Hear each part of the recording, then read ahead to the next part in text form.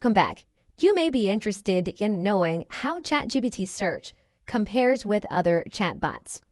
And so if we were to take the same prompt, and we were to use it across chatbots, we'll be able to see how ChatGPT compares to other chatbots.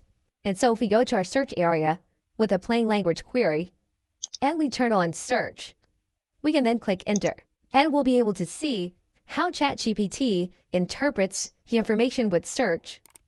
We'll also be able to open up the source tab to see what ChatGPT is able to come up with.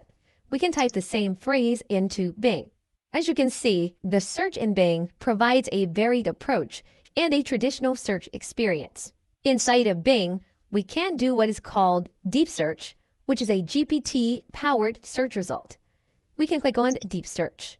This is where Bing compares to ChatGPT Search. And you'll be able to see that there's a combination of a search experience as well as a chat-enhanced search experience.